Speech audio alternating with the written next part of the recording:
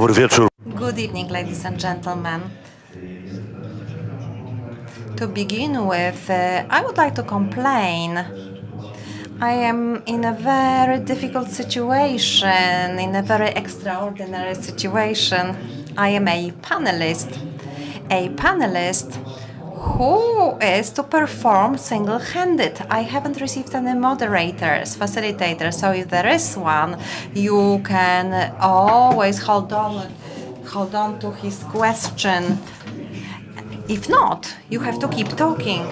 So I will try to do it as well as possible. I hope I will be talking reasonably well, but the duration of my speech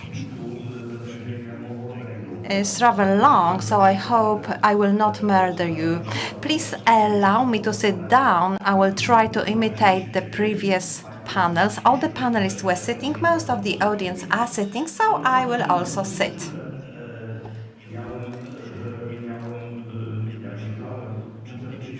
I thought I was going to take part in a panel with a moderator, and then I discovered that I was to be single-handed. It's a great honor, but it's also an obligation. So I had this cunning plan, which was similar in the Roman movies, the brave ones against the Roman legion. So there was this scene when a messenger comes to a tribe leader and he says, "Commander, the Roman legions are coming. What plan do we have?" And the commander says, "Just kill them all." So my plan was, since our panel is going to cover a speech, I'm not going to murder all of you. I just thought there will be a foreplay for the meeting, since it's going to be composed of my speech and your questions. Maybe I will speak for 5 minutes and then I will give the floor to you to ask questions, because otherwise it would not be fair. Okay, 4 minutes have passed. So I will proceed with the concrete of my speech. I made some notes. I thought that maybe you will see me all. I've got the title of this presentation, Contemporary Eating Habits as a Mirror of the Nation's Soul. So when the Freedom Games called me to ask me what I would like to talk about, this is the topic I suggested. And once it was written down and I realized that I would have to speak about this, I was thinking, what have I done? This is the material for PhD thesis. Let's consider the meaning, the contemporary eating habits as a mirror of the nation's soul. Anthropology, history, the history of cooking too, sociology, ethnography, all these disciplines of knowledge. If we were to address this topic of my short speech, I would have to refer to all these disciplines. So please forgive me if I do not describe the nation's soul in detail, do not describe it through the eating habits, but I will do my best. So when I was thinking of this topic, I didn't write I didn't specify the specific concrete nation, so maybe I can tell you what was happening in Cambodia or anywhere else.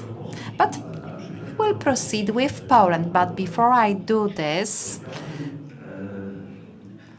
I would like to make sure that if you want to understand the whole context, why we're here and why in our typical foods, what we choose, what we like to eat, so why it's not only here and now, it's also the past, it's our history. Very often we are not aware of the history. So I would like to use an example which recently has been very trendy in Poland. We are talking a lot about it. Germany. First, I would like to talk about Germany. Germans are now the hot topic for many reasons I am not going to dwell. They are also a characteristic example. It just shows how some historical events can influence our foods and beverages. So, when we consider German cooking, we imagine men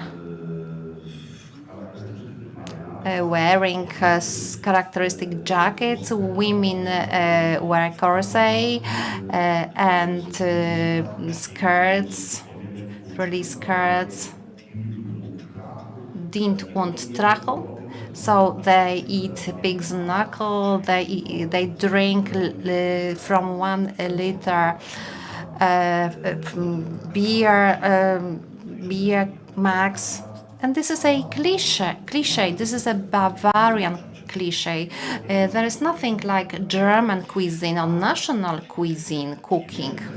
In Germany, after World War II, the generation which after that war grew up,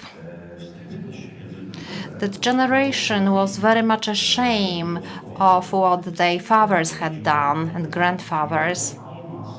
So Aumas rejected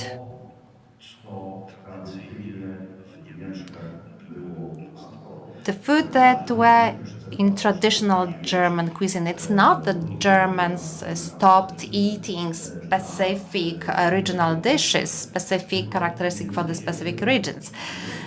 German food and wine stopped being trendy.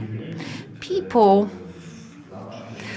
who in the 1960s were in their 30s eating sausages during holidays, or they had pig's knuckles and sauerkraut. It was associated with something we imagine when Waffen and SS division soldiers meet. So we associate it with something dreadful. So what happened at the time? As a result of the economic miracle, Germans started going for holidays abroad. Mass import started. Germans were one of the first who imported foreign foods. So foreigners catering facilities developed in 1960s. Of course, Gastarbeiters from Turkey, Italy, and Spain were moving into Germany. That is why there were so many Italian restaurants, wine sectors. Germans are very good producers of wines. Mosel's Rhine wines are one of the best wines, but they lost the value. Roman Wielowczański, who is a well-known producer, Niewodniczański, a producer of wine, he was the son of Professor Niewodniczański, and his mom was German. She was the owner of a brewery in Wittburg.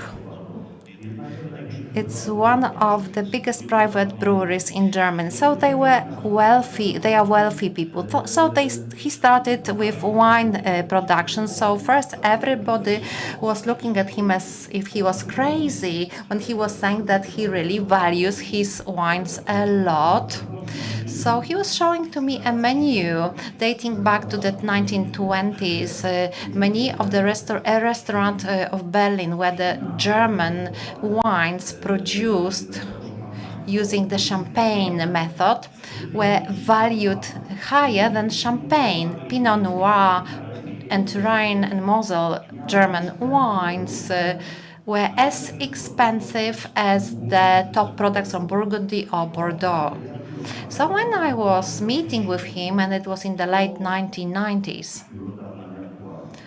then it wasn't. It was out of date because Germans preferred wines from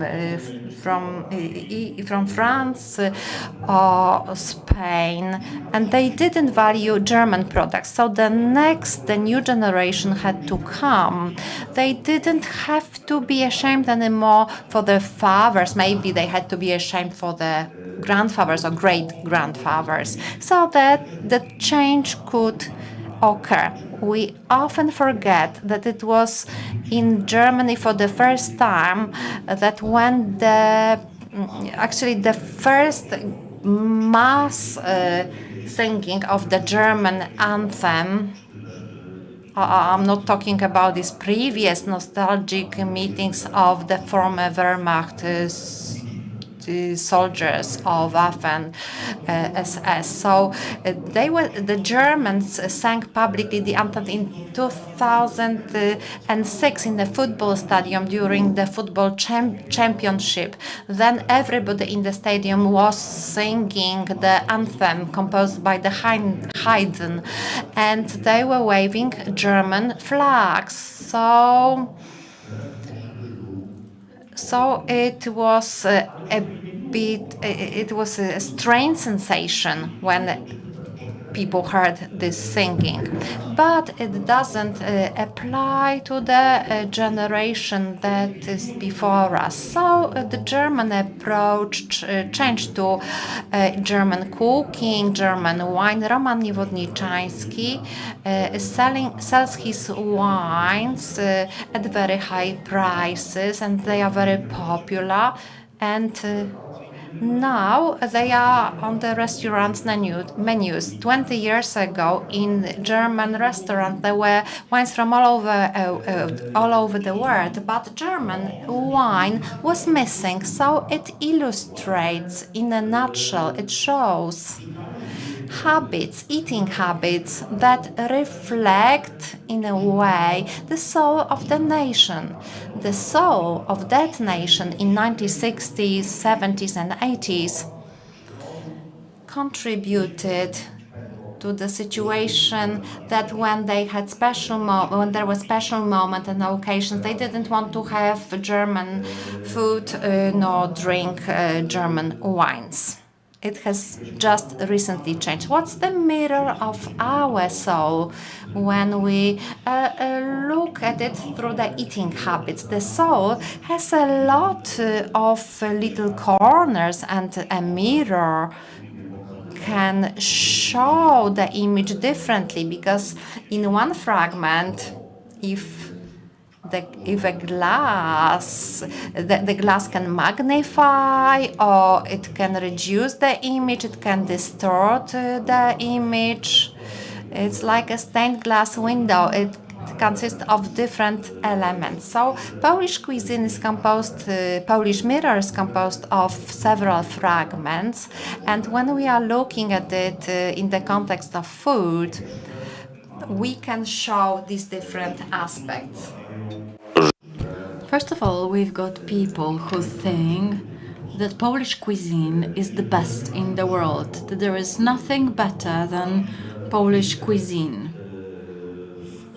That being a part of this common body of Europe and the influences caused by this opening are a hazard to us, because they are a hazard to our national identity, which is revealed also through cuisine. We hold it straight.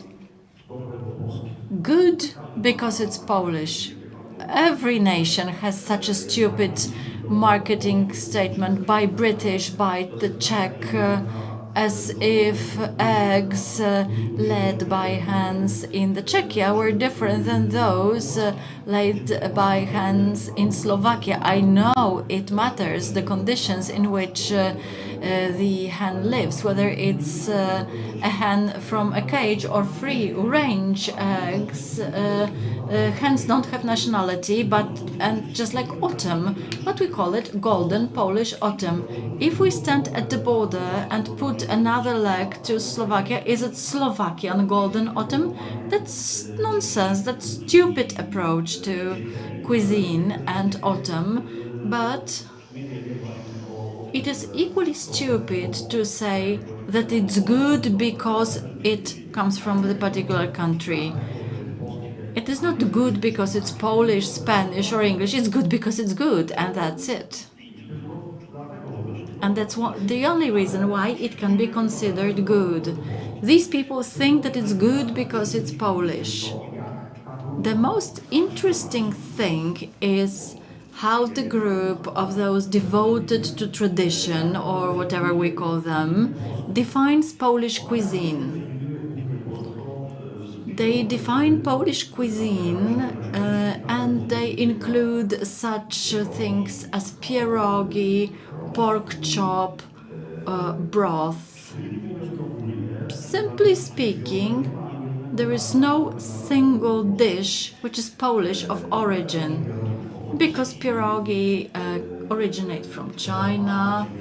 Those with different kind of filling were called Russian, the ones with potato and cheese stuff, but it was the former name for Ukraine, and before modern Ukraine was created, they were called Ruthenians, which had nothing in common with Russians because we called them people from Moscow, and that's or Moskals, which is a term still used. Nabałakaj po moskalsku mowu. If you don't want somebody to speak Russian. So pierogi, pork chop. As you know, this is the dish which was created during the Byzantium times, but it was originally prepared as veal from Milan. When you go to Milan, you have cotoletta or costoletta alla milanese, and this is nothing else but chop in breadcrumbs or in butter. The dishes which do not originate from Poland, but it doesn't really matter where they originate from. Another thing is important. They originate from the communist Poland. We had pierogis earlier, but their popularity flourished during communist Poland, and hence a very important conclusion. Those who are called traditionals for the sake of this speech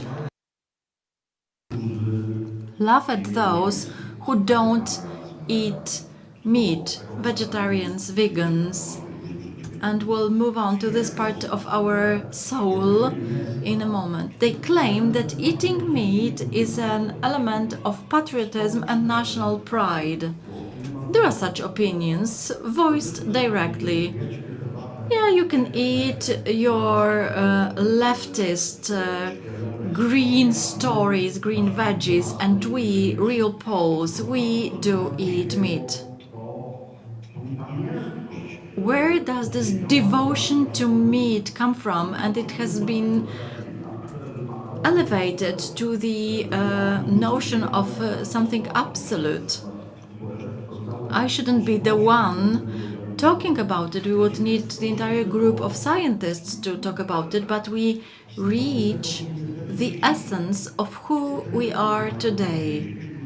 In 90-something%, we originate from the countryside. We, Polish women and Polish men. And as people of rural origin, we had occasional contact with meat. Between the First and the Second World War, peasants used to eat hen meat when the peasant was ill or when the hen was ill. The campaign of Slavoj Słodkowski originated in the 1930s to build Slavojkas, which were outdoor toilets to make people urinate and defecate not in the field but in these little huts. That was the Prussian partition area, where peasants were the richest. However, it was the image of despair and poverty. In the east of Poland, it was a disaster, poverty. These people, shortly speaking, moved to communist Poland, somewhere relocated from the east. No matter how we perceive communism, it definitely changed their social status. It changed in such a sense that communist Poland was industrializing.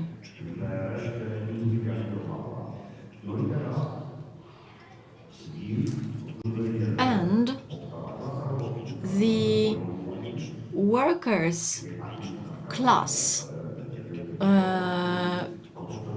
flourished. Metalworks, steelworks, big factories needed some hands to work. Some of these people had these outdoor toilets, but their contact with meat was rare. Once they got flats in cities, in towns, near factories, and in the factories there were canteens serving meat 4 times a week, something they had not experienced before. Their ancestors had not experienced that. Their social status has changed significantly, and we have to remember that serfdom was abolished, was removed quite late. Now we look at these districts full of blocks of flats, and we remember the times of shortages. In 1956, the rebellion against rising prices in Poznań. 1970s, increasing prices of meat. 76, vouchers for sugar. 1980, again, economic issues. Then there were some political postulates. But it was always a protest against food shortages or high prices of food, including meat in particular. What was the communist authority most afraid of? Increasing prices of meat and food. Food vouchers evoked social rebellions. Only a group of people, intelligentsia, rebelled in the 1968. Hence the meat as a kind of social promotion and the embodiment of a higher social status. We need to remember it, but we also need to make everybody aware how dangerous it is to educate the nation of peasants according to nobleman's ethos. What do we learn? Romanticism. Whenever we talk about food, it is sacred in the Radzivill's court. when a Pole becomes richer, will they do the same as Norwegian or Slovaks or Slovenians do? Will a Pole, just like these people, build a cottage coated with moss on the roof? Does a Pole wear folk costume? Do they listen to folk music? No, we do have disco polo, which replaced folk music. And folk music is played only in pseudo folk form by Mazowsze or Śląsk groups, which has nothing in common with folk music. A guy wearing a costume from Krakow walks around the market square to get money from tourists. In Norway, in Slovenia, people wear national costumes for family gatherings, for weddings. There are local parades of people wearing these outfits. The peasant society in majority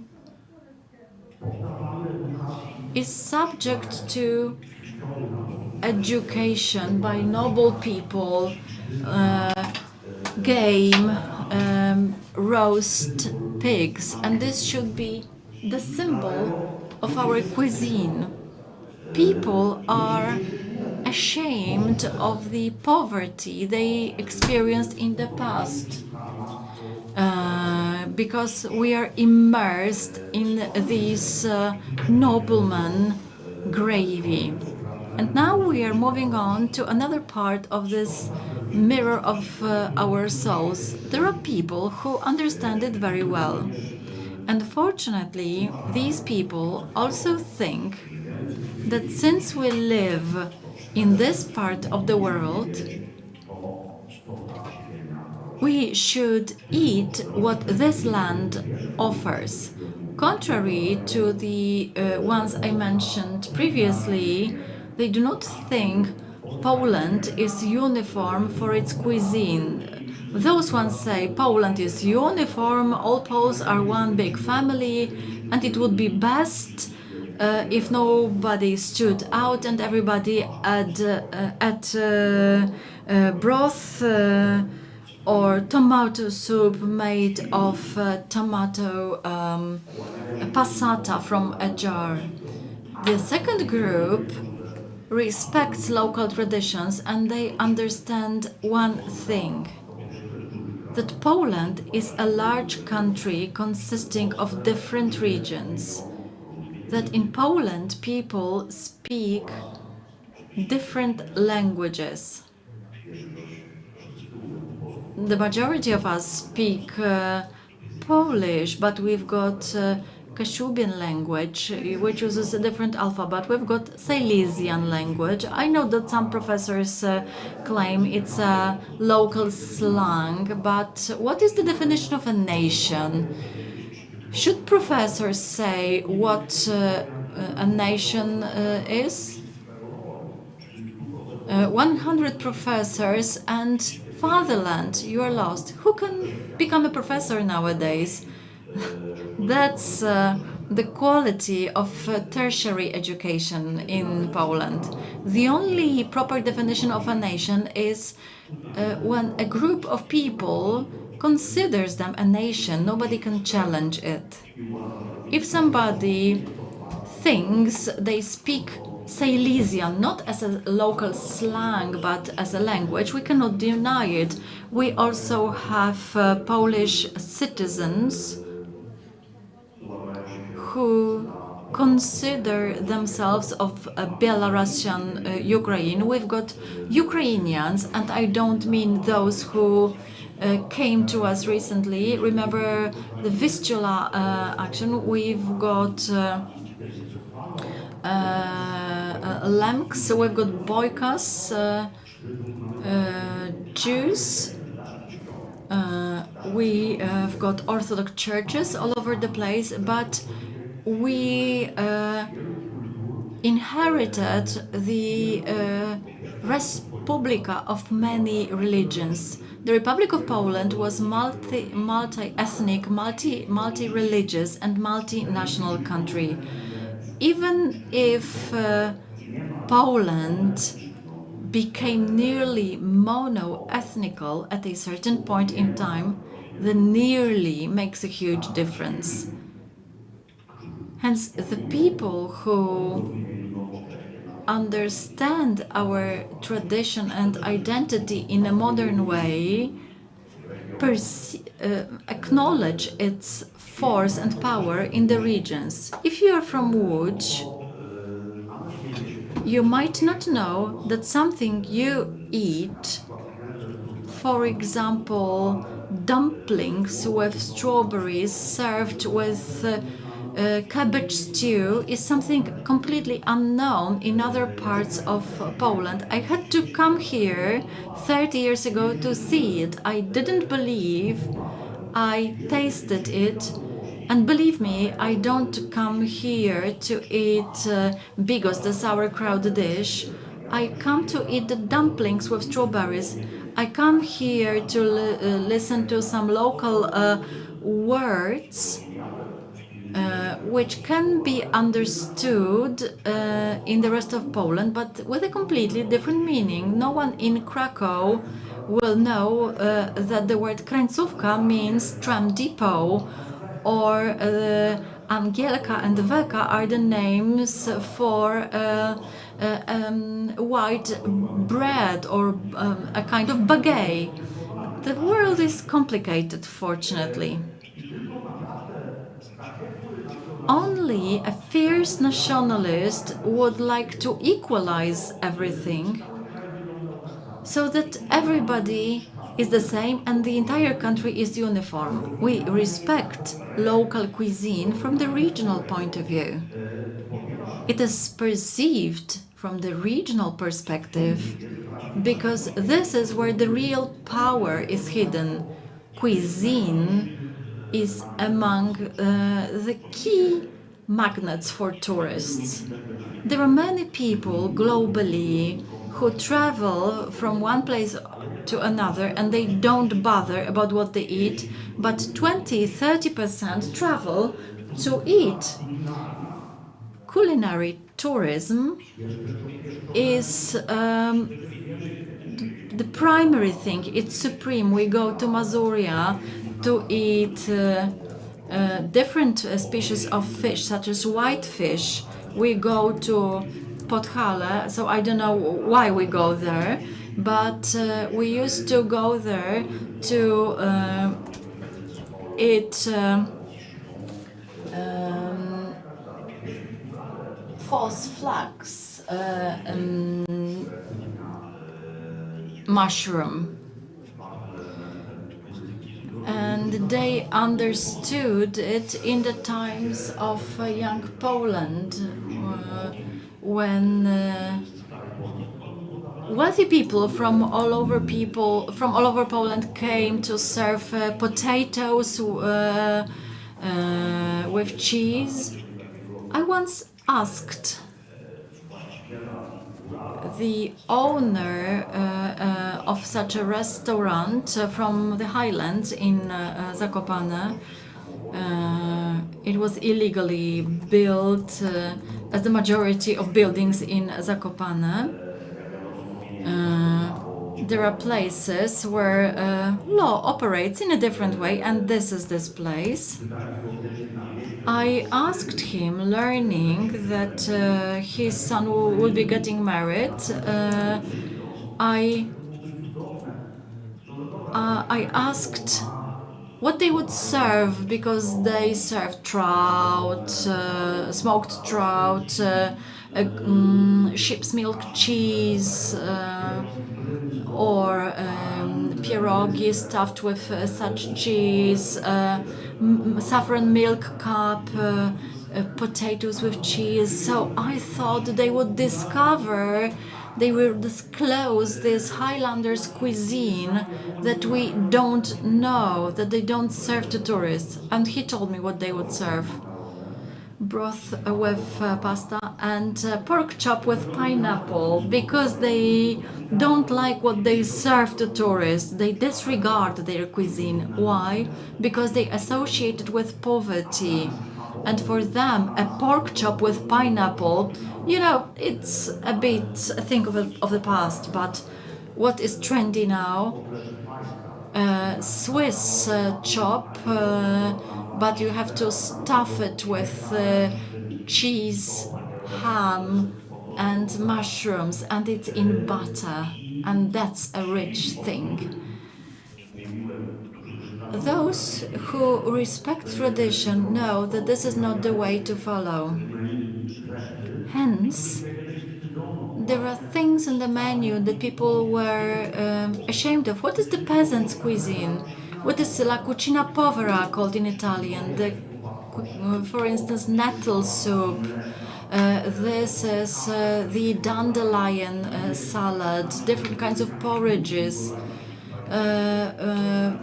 There is also a type of cake with buckwheat groats, lots of such things. But now we rediscover them and we offer them to the public. People were ashamed of them. The mist of the nobleman culture would tell them to eat pork chop with pineapples and not dandelion salad or porridge with butter. In this part of our society, and this is a very common trend, I see a big hope, just like in another fragment or another group whom you can identify, namely those who either limit or quit eating meat. Those who don't eat meat at all are driven by two arguments. I don't because it means killing an animal, or I don't eat because it's good for the planet. Industrial farming means carbon footprint. You cut down rainforest, you plant soybean, not to make tofu, but to have animal feed. It's like a vicious circle, and we know that industrial farming of beef means much severe carbon footprint than all exhaust pipes of vehicles all over the world. And for me, it's refreshing that more and more people think this way. And something I would like to add personally. I eat meat, but more and more seldom, but I have meat sometimes. But I am a human being who is not only interested where this meat is from, but how does it taste finally. So I do respect vegetarians for their choices, but I also value them because their choice also means pleasure for them. First, they wanted to make it good for the planet, to the population, but people are happy as a result of eating. This is our daily act, which we can sense with all the senses. It makes our life better, not just biologically, but also sensually. 20 years ago, veganism or vegetarianism was only to show our beliefs. Now it's also a great pleasure because vegetarian and vegan restaurants very often are just great. And this food is so classy. Before, it was just enough to say to a vegan, well, this is vegan food, and he felt obliged to eat such food. And today I hear, well, we are not going there. The vegan sushi in that restaurant is really horrible. But if we go there for vegan burgers, you will really love them. I can understand it even better. This is what it's all about. It's not about living like a monk. It's about making our life pleasant. So it's a double pleasure. It's a good thing for our planet, and we also make ourselves happy. Does it mean that I only have 13 seconds left? No. What does it mean? 3 to 1, and then there will be a power cut? Oh, okay, please come to the end. This is what I have read. Okay, so I'm just about to close the speech. So there are the three main the three main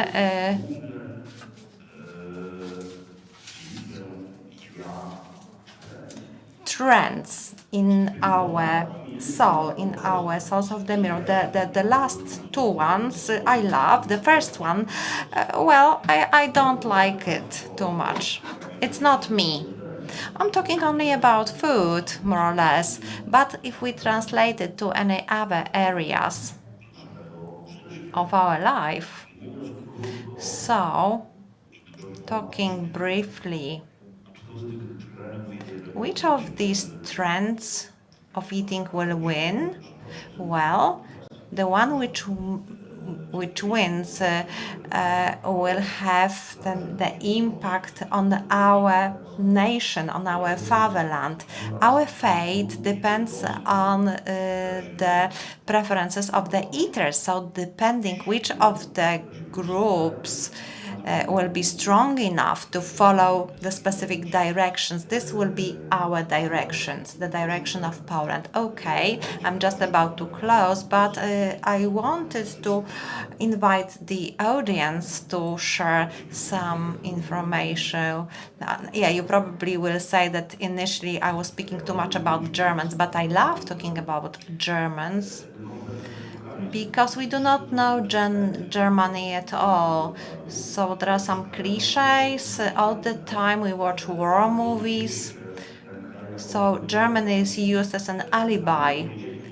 If we know Germany, we know it as a place where we can earn money. We don't visit Germany as tourists, or very seldom we go there. And it's a fascinating and very diverse country.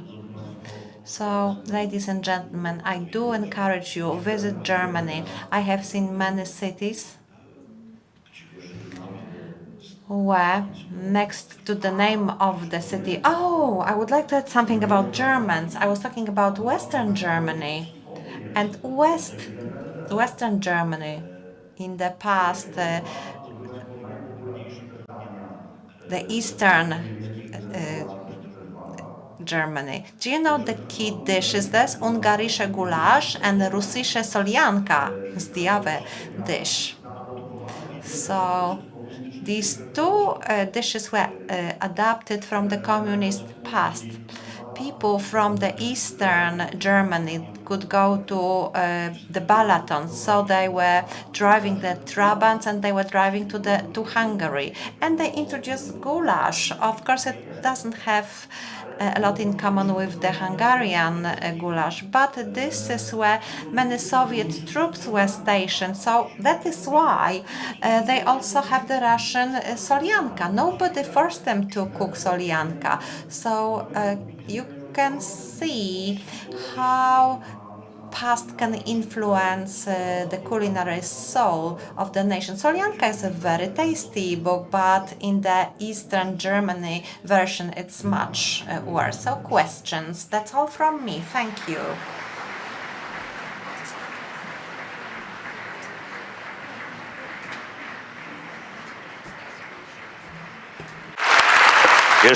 Jeszcze nie rozstajemy się. Dobrze. Panie Robercie, chciałabym zapytać. Robert, I wanted to ask you about one thing. Let's say you are receiving a friend from Dalmatia in Poland. What would you serve your friend for lunch? I would serve the dishes he cannot taste in Dalmatia. For example, there are no forests there, so I would serve fruit of the forests. We still have forest in Poland, so I would serve mushrooms,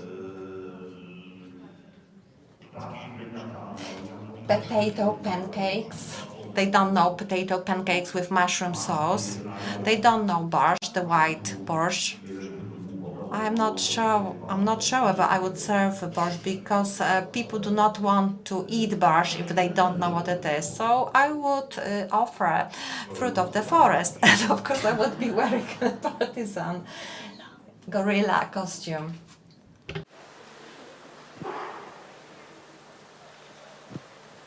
Dzień dobry, panie Robercie. Good evening, Robert. I wanted to ask you. It's probably a separate lecture. But in Europe, we have an unfinished number of meals, dishes, if we were to count the dishes served from all over the world. But we can count drinks, beer, wine, vodka, and different varieties of these beverages. Do the beverages influence the culture of people who consume them, or it's rather the culture that has made them drink what they drink? So how does drinking contribute to the way we are? Europe is divided based on several criteria. There is also a zone of vodka, beer, and wine. And it influences art, the way people express. Pietuszka's Moscow would not develop due to beer. And when we are thinking of Soldier Schweik and his adventures, they are a result of mixed consumption.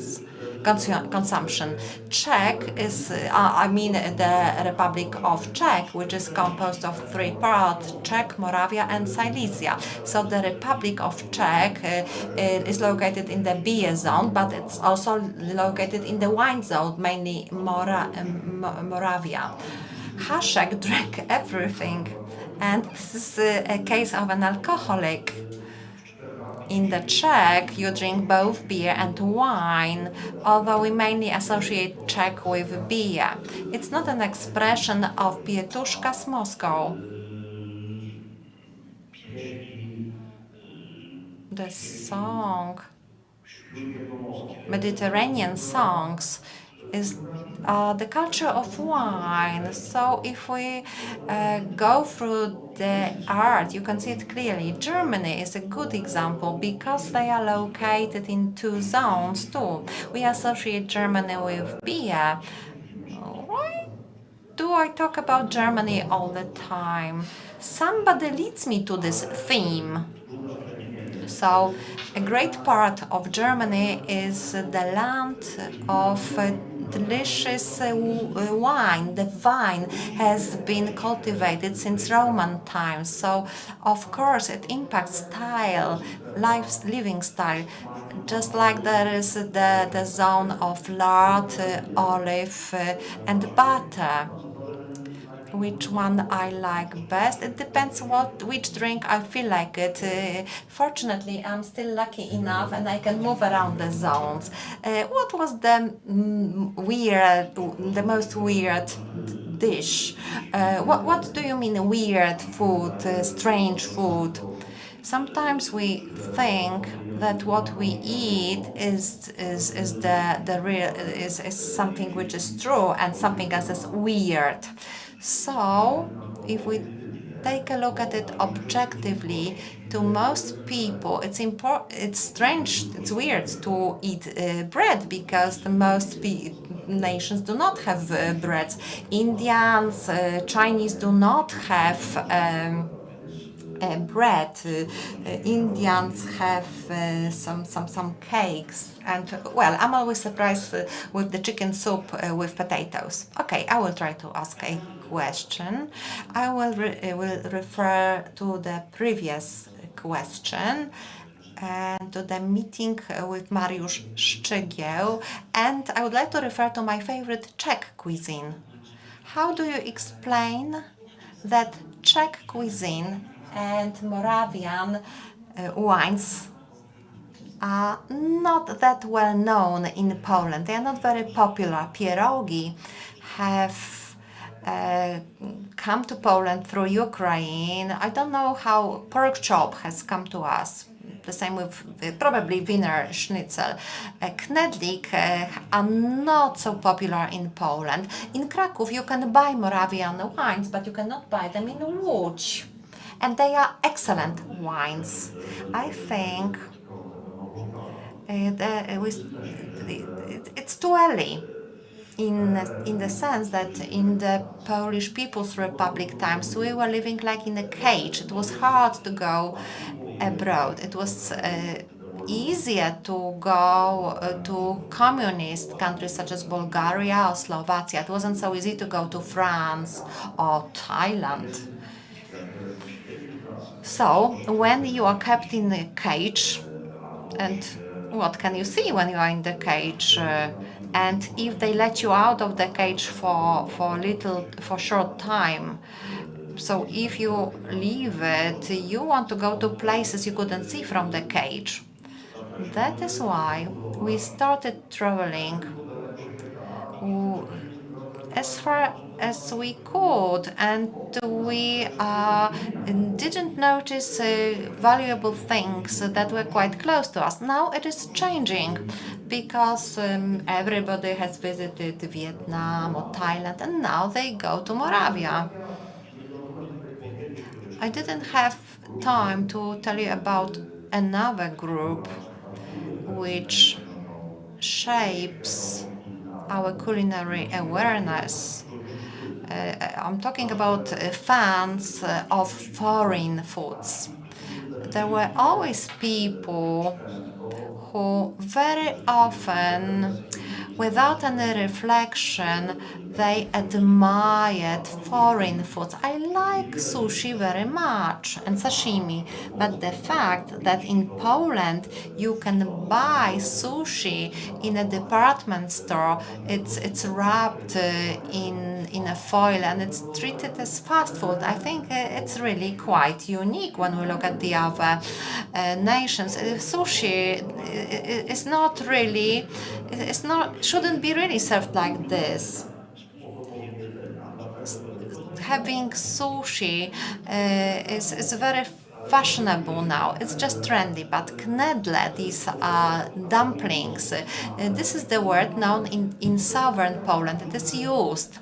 It's due to the fact that when modern cuisine was developing, and it was the turn of the 19th and 20th century, we lived in a country that was under 3 partitions. So it was natural. In Kraków we know what buchtas are, but people from other regions don't know what it means. So there is so much to discover, and the Czech is so close. Czy uważa pan, że przez najbliższe 5 Do you think that within a 5 years' time I'm on the right, I'm waving, sitting on the ground? Do you think that within the 5 years period Poles will reduce or resign from eating meat considering the Polish cuisine?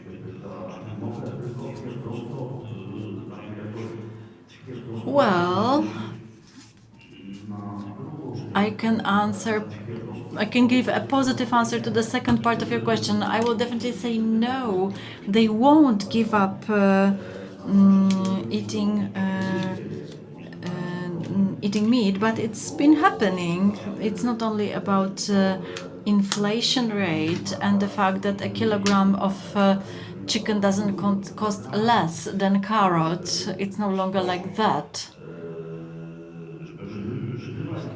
A living creature which you have to keep. It needs to be born, then it needs to be fed, killed, processed, and it costs the same as something that grows in the ground and is removed. It was absurdly cheap. But people don't resign from meat because of that, because of prices, but young people are more and more aware of it. The important factor I'm talking about, for many people, the bland meat dominant was a symbol of social promotion, prestige, and wealth. But young people do not perceive it this way. So many generations have passed since, even if they come from the countryside, when their ancestors suffered poverty and treated eating meat as luxurious. It doesn't make sense at all. But understanding what happens to the environment matters. Cutting down on eating meat, definitely so. Resigning, rather not, unless somebody introduces anti-meat dictatorship. But there are no harbingers of such a situation, to the best of my knowledge. I would like to ask the following question. I liked your statement. You talked about it perfectly. There were lots of comparisons and synesthesias and comparison. I would like to ask the following question. Following the trends among young people, or what elderly people order in restaurants, do you think that the current eating habits reflect our soul? And if so, how would you read it? Do we follow the right direction? Do you see a positive change or a negative one? How does it reflect our soul? If you understand we as the young part of our society, I think we are following the right direction. If you consider we as us all, we are not following the right direction. The point is that the people who follow the right direction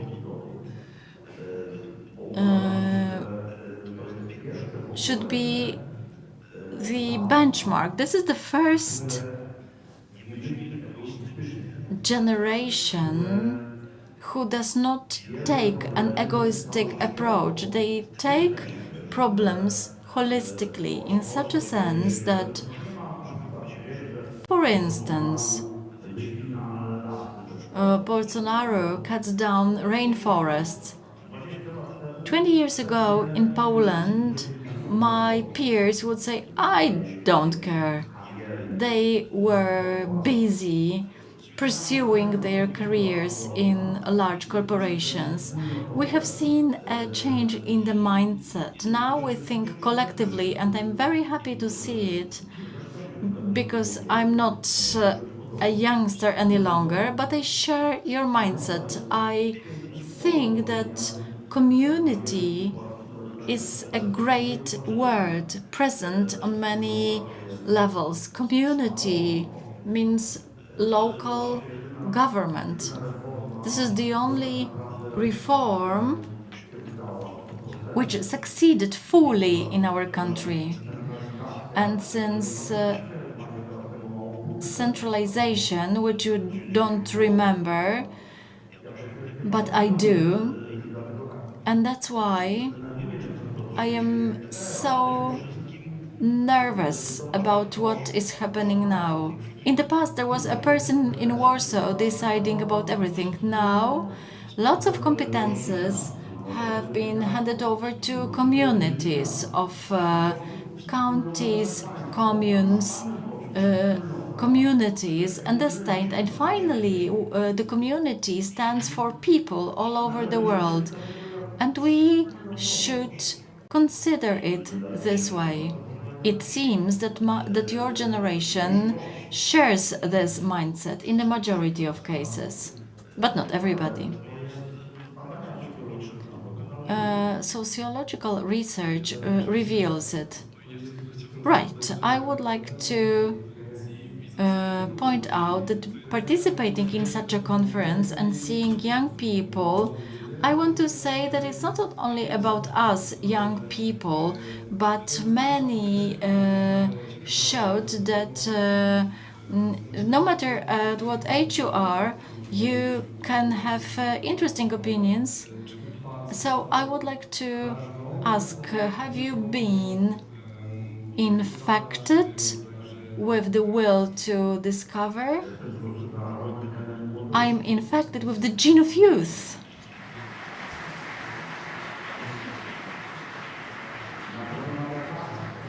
There is no remedy, no cure for it.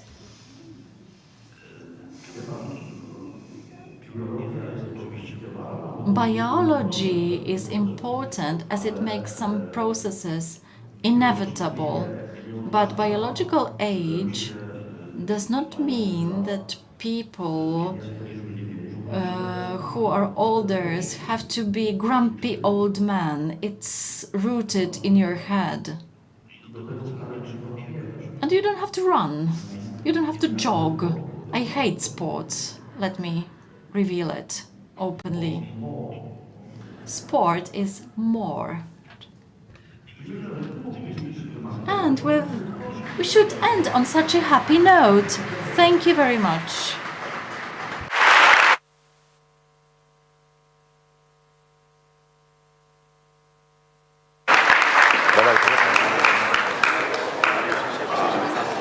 Przepraszamy jeszcze na chwilę. Mamy... We're sorry. Just to pursue the tradition, the Freedom Games are over, but they wouldn't be possible for the work of our team of Liberté volunteers. So since you are here, I would like to invite everybody to come to the stage to thank them for lots of hours of hard work. I would like to ask our volunteers to come to the stage for a family photo. Don't be ashamed. There are many of us.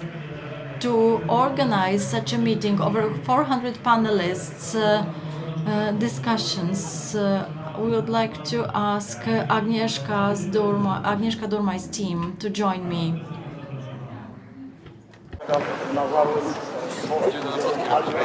Ja jestem naprawdę dumny, że co roku I'm really proud that Freedom Games bring together so many young people who want to spend their time and do something. It's fantastic, and we'll repeat it in September next year.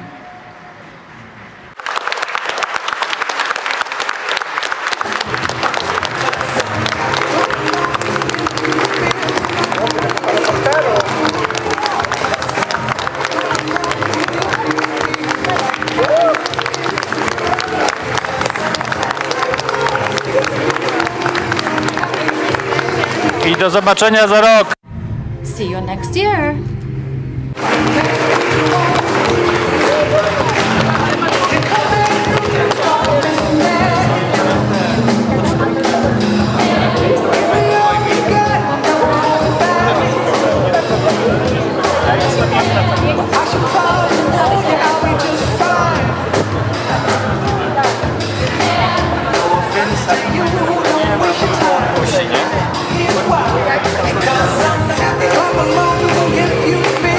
Kolejny się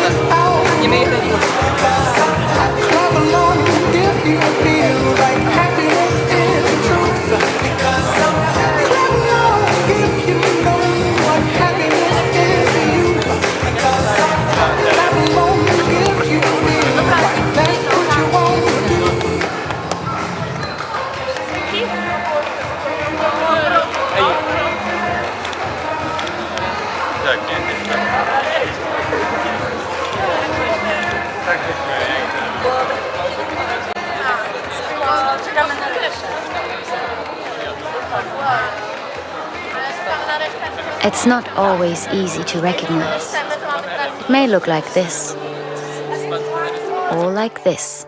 It may be a burden.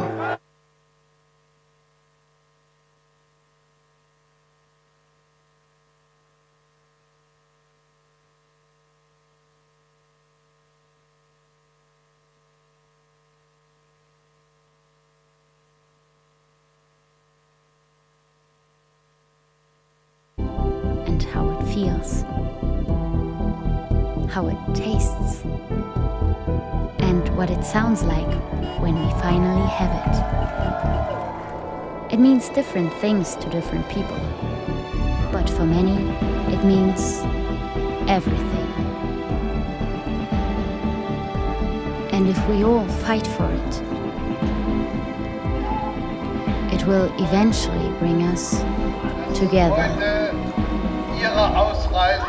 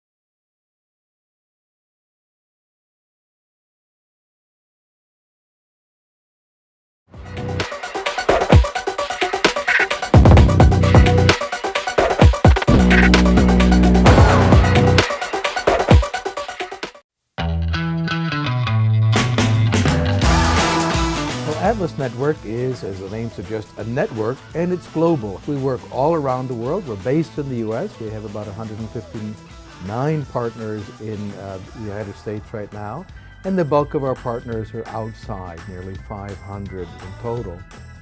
Atlas Network, it connects people from all over the world defending the idea of human dignity, defending human rights and personal liberties. Atlas Network is focusing on, I think, the most important and moral cause in the entire world. We partner with local innovators, local leaders who understand conditions on the ground in communities facing real challenges. We look at the people from the worldwide freedom movement that are passionate, are ready to make a difference, understand local conditions, and we invest in them. At Atlas Network, we unleash individual ingenuity to enrich humanity. The United States does not have a lock on the idea of freedom and liberty. Those ideas are beyond borders. One of the main goals of Atlas Network is to eradicate poverty around the world, and we do that by investing millions of dollars in our partners' work every year. Historically, wealthy nations around the world have tried to help low-income countries develop. The way we've been doing it traditionally has not really been working. So there's a movement to do development differently, and that means we need to step back as outsiders and rethink the role that we're playing in helping people in low-income countries achieve their dreams. We want to make the world a better place. We want to make the world a freer world. All of us want to leave a legacy and be part of something big to make a better world. This is exactly the work of Atlas Network. With our growing number of hundreds of successful partners, we're stronger than ever. Changing the world Changing the world Changing the world starts together with us.